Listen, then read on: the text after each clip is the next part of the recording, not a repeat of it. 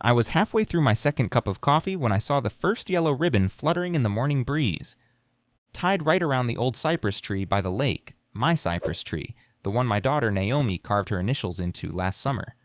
3 more ribbons stretched in a neat little line, down past my dock and right up to the water, and standing over them like they were planting a damn flag on the moon were 2 guys in neon vests with clipboards and hard hats that screamed government-ish. I stepped off the porch, still in my slippers, and called out, "You boys lost?" One of them looked up, squinting like I was interrupting open-heart surgery. "No sir, just marking out the easement line for the recreational zone. This whole section's designated for Phase 1. I blinked.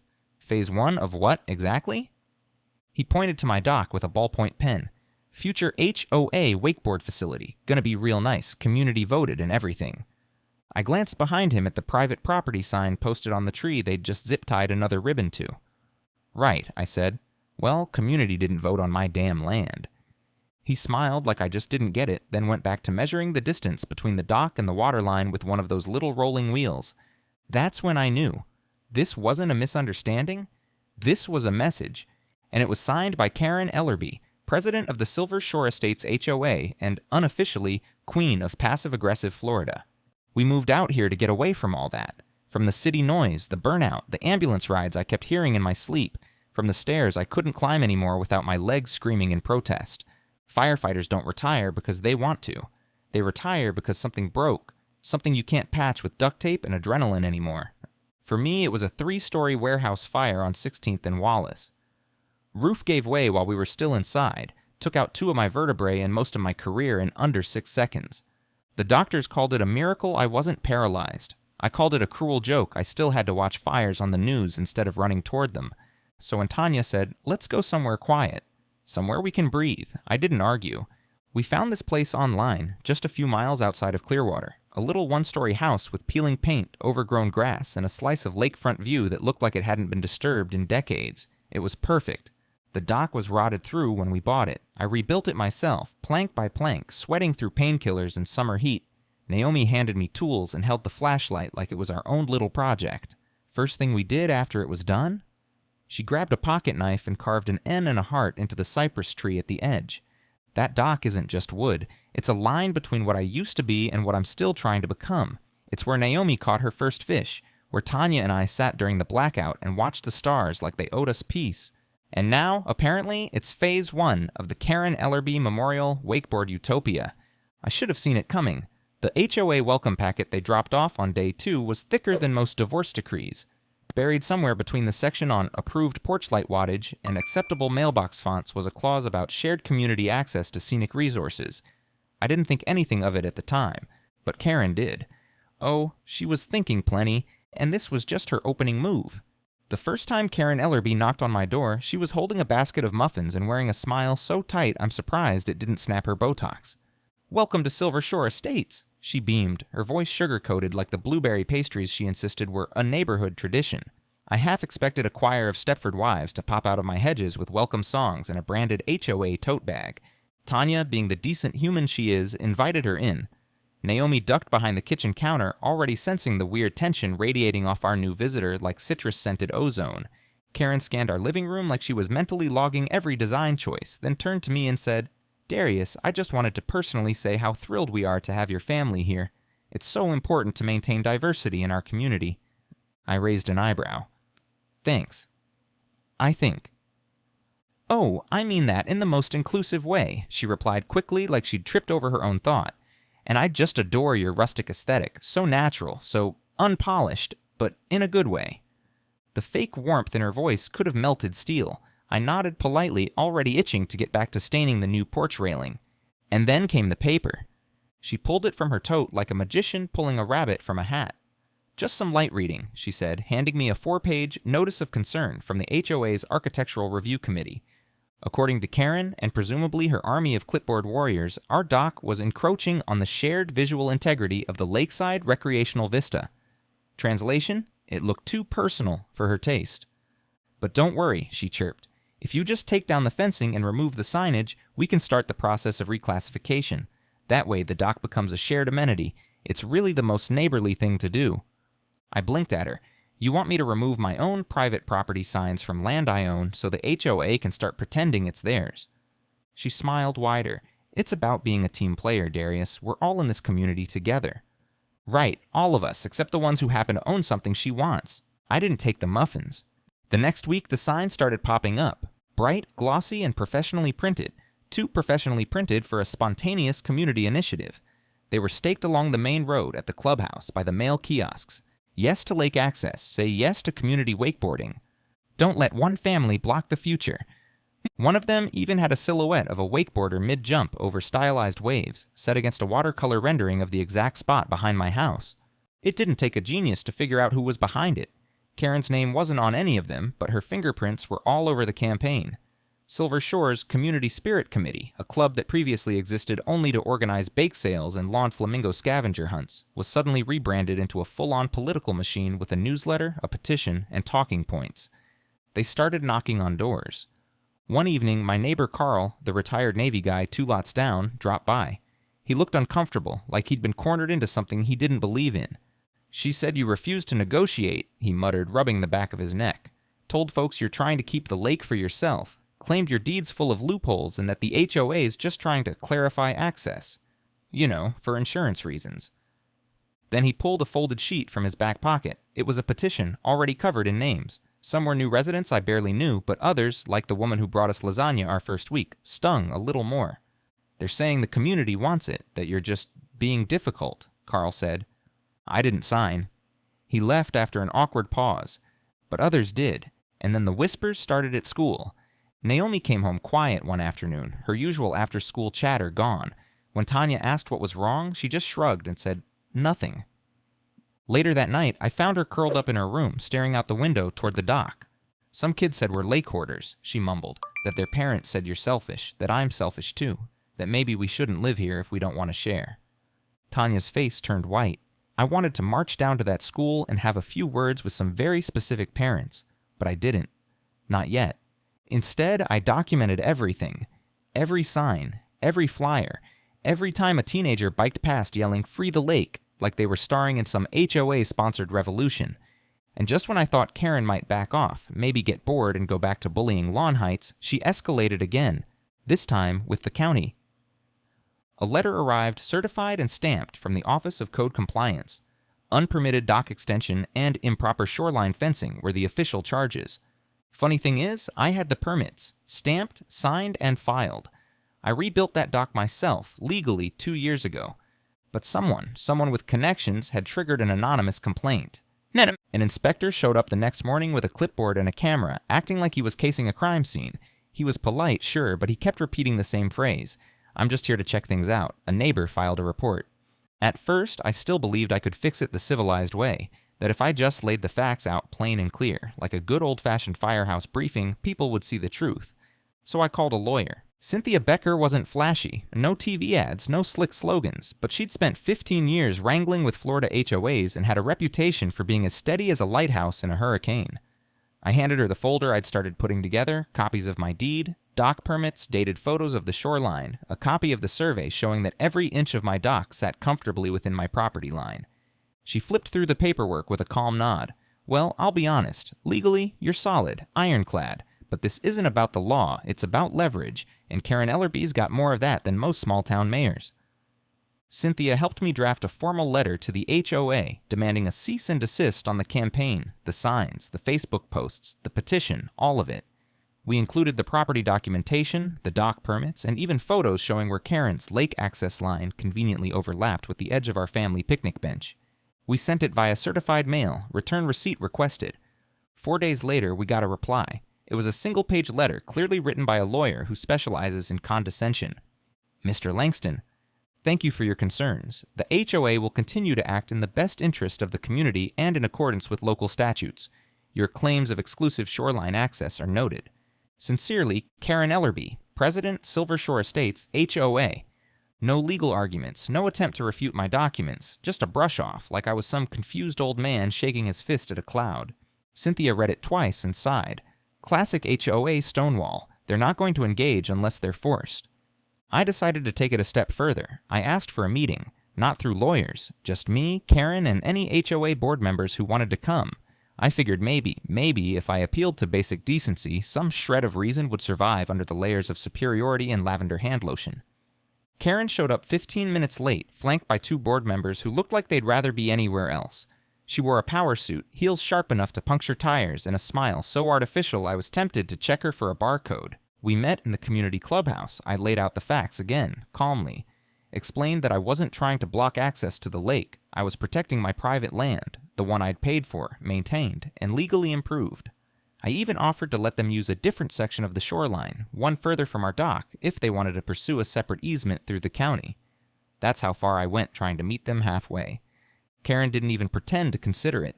She leaned forward, rested her manicured hands on the table, and said, "You're new here, Darius.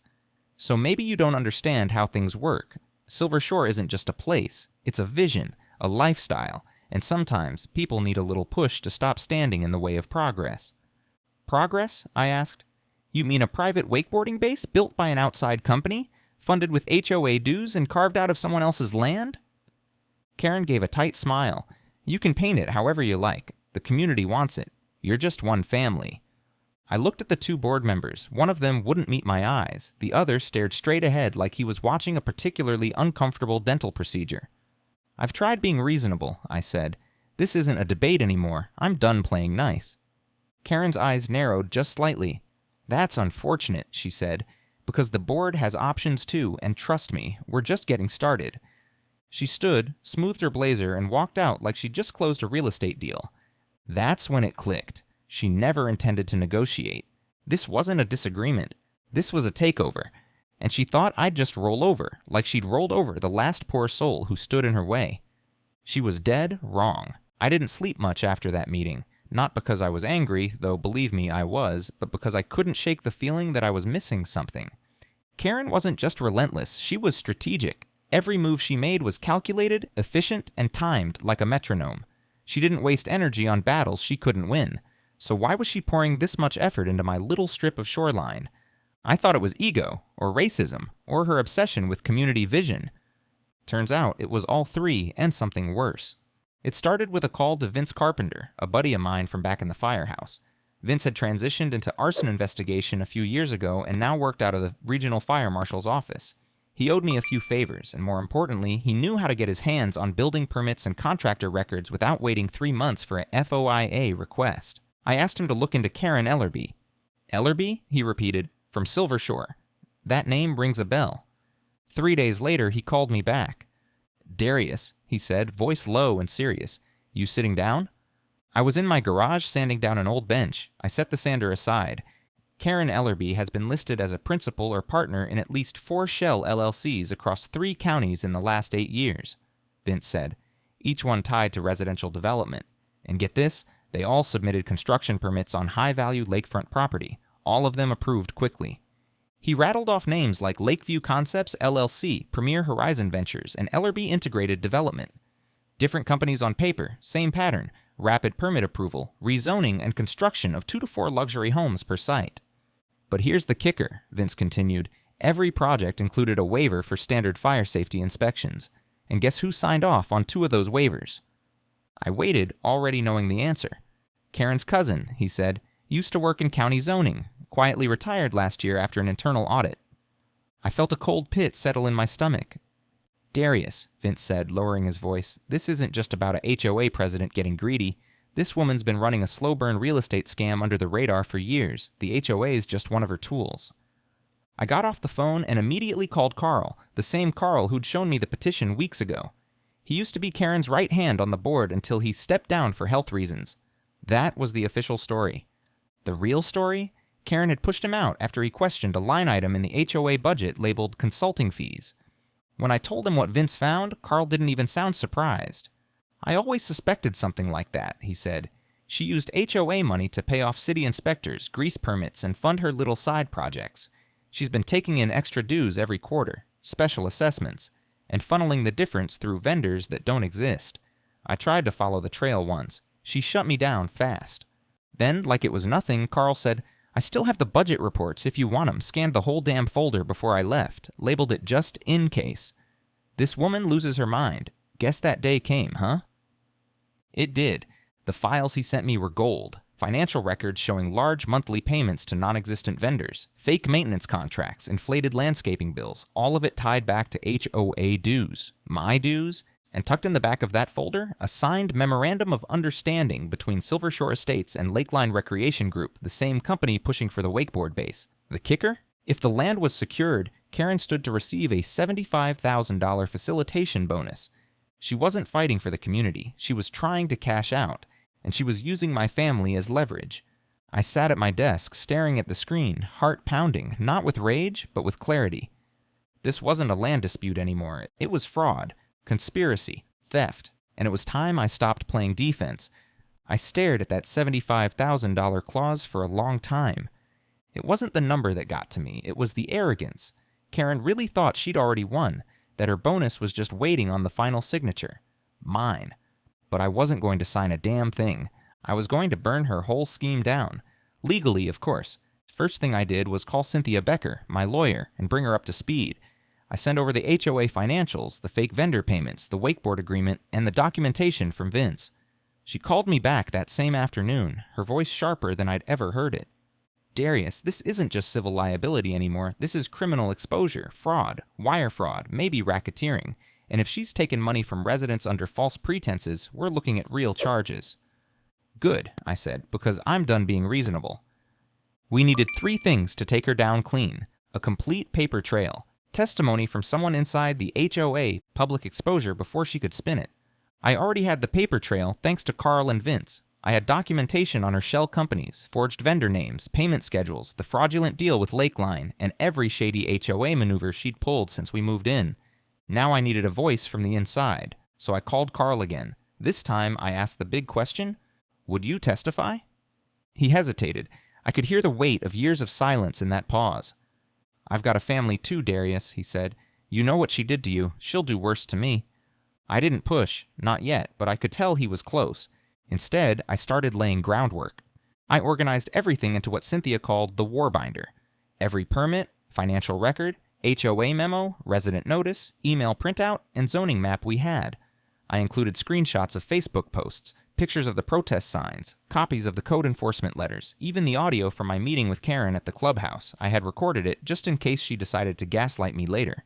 Then I called in another favor, this time from Jamal Sanders, an old firehouse buddy who'd retired early after his shoulder injury and now worked as an editor for Coastal Watch, a small investigative news site that actually gave a damn about corruption in Florida towns. He came down that weekend with a voice recorder, a DSLR camera, and a look that said, "I smell blood." Jamal interviewed Tanya, Naomi, Carl off the record. He got footage of the HOA clubhouse, the petition signs, the lake, my dock, even the lot where the proposed wakeboarding facility would be built. He saw the neighborhood for what it was, a pressure cooker with a smiling tyrant in a cardigan standing on the lid. By Sunday afternoon, he turned to me and said, "This is going to be big, but you need to hit her before she sees it coming." That's when I made my final move. I wrote a letter to the residents of Silver Shore Estates. Printed 300 copies. I called it, "What Your HOA President Hasn't Told You." Inside, I laid it all out, calmly, clearly, with receipts. The fraudulent vendors, the illegal partnership with Lakeline, the $75,000 personal payout, the misuse of HOA dues, the manufactured complaints against my family, the campaign of harassment disguised as community improvement. I signed my name at the bottom and added one final line. If you've ever wondered where your HOA fees went, the answer might be standing in front of a lake with a ribbon and a lie. Carl and I walked the neighborhood together at dusk, sliding those letters into every mailbox ourselves. Some doors opened, some didn't, but enough people read them. By the next morning, Karen was no longer in control of the story, and I wasn't playing defense anymore. By Monday evening, the HOA Facebook group was in full meltdown. Comments were piling up under Karen's last community post like dry brush before a wildfire. Residents who'd never said a word before were asking hard questions. Why is my HOA fee going up every quarter? Did anyone actually vote for this wakeboard base? Where's the proof this land even belongs to the HOA? Karen, did you get paid for this? Karen tried to post a response, a breezy, patronizing paragraph about community cohesion and unfounded rumors, but that only added fuel to the fire. Someone screenshot her Lakeline contract and dropped it right in the replies. Another posted photos of one of the fake vendors' addresses, which turned out to be an abandoned coin laundry 2 towns over. The tipping point came when Carl finally stepped up.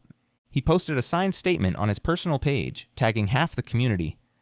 I served under Karen Ellerby on the HOA board for 3 years. I can confirm, under penalty of perjury, that she misused HOA funds, falsified records, and concealed a personal financial agreement related to the proposed wakeboarding project. I have turned over documentation to legal counsel and law enforcement. It was like someone pulled the pin on a grenade. Within hours, residents were demanding a special emergency meeting to remove Karen from her position. Jamal, my buddy from Coastal Watch, dropped the first article at 9 p.m. sharp with a headline that hit like a freight train. How a Florida HOA president tried to sell a family's land for profit and got caught. It had everything: the documents, the fake vendors, the audio clips, quotes from residents, photos of the proposed wakeboard zone, the financial records, hell, even a map showing the boundary of my deed compared to the area Karen had been calling community shoreline. By the next morning, Channel 7 and Channel 3 news vans were parked outside the HOA clubhouse. Karen didn't come out, but I did. They wanted a quote, so I gave them one. We moved here to heal, to find peace. Instead, we got a war for something that was never theirs to take.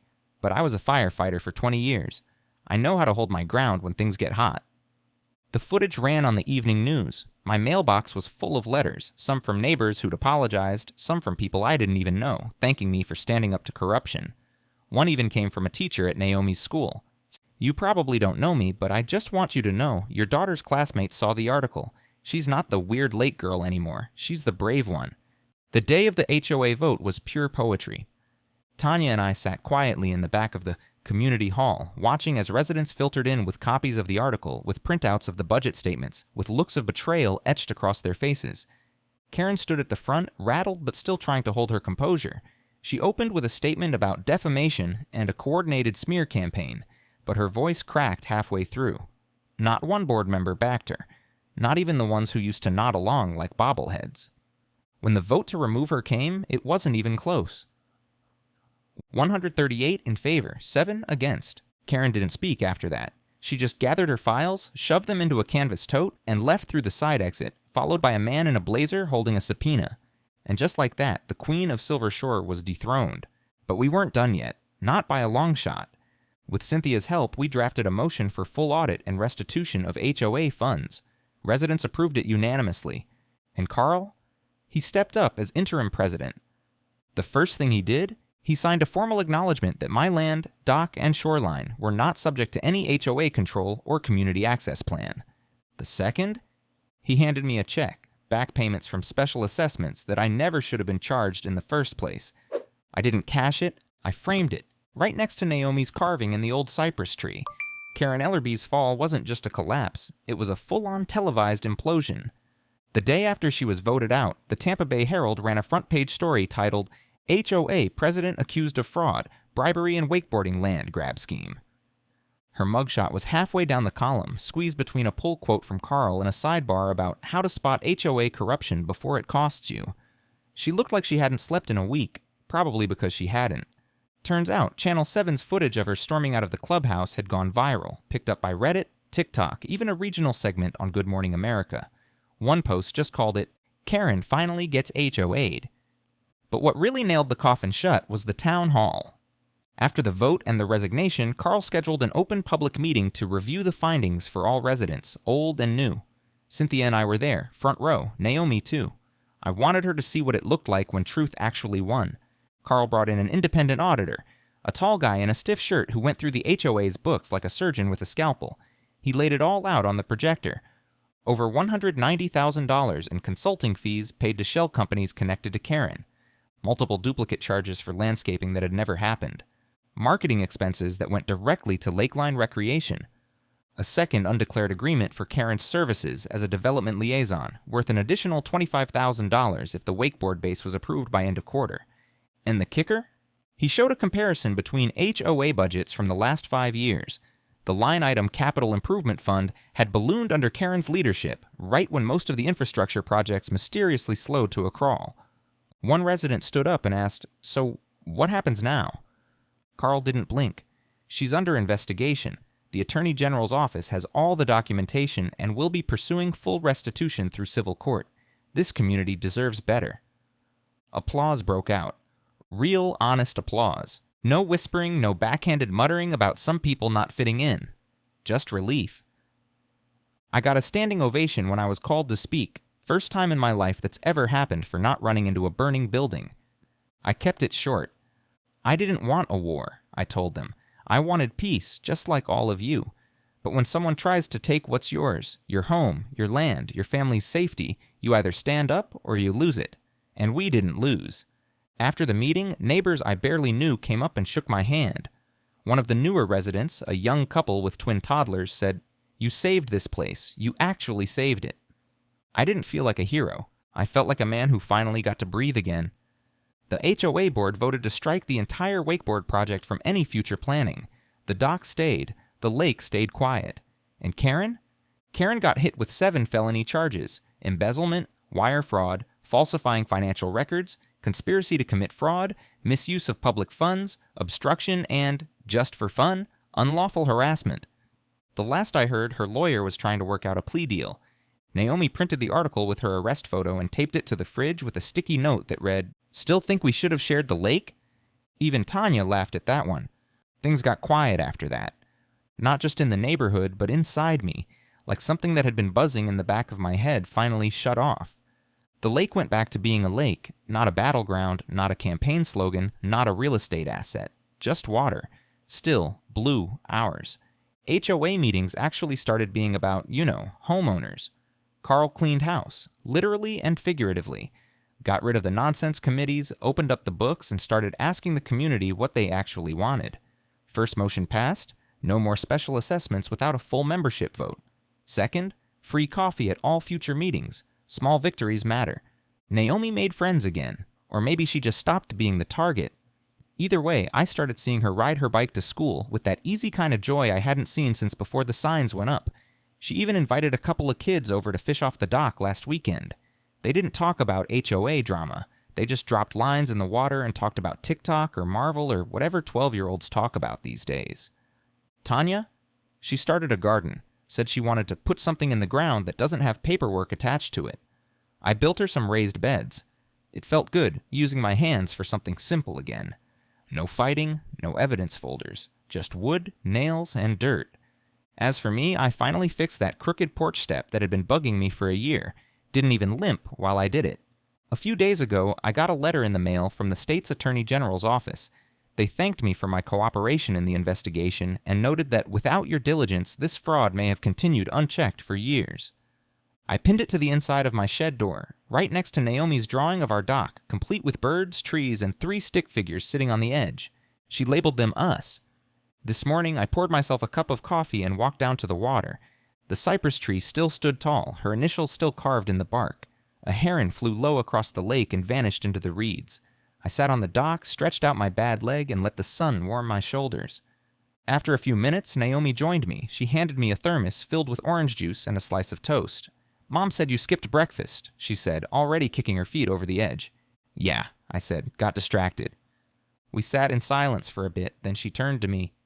"Do you think she's in jail yet?" I sipped my coffee. If there's any justice in Florida, she's learning what real community service looks like. Naomi snorted. "Bet she's making muffins." We both laughed, and just like that, it felt like home again.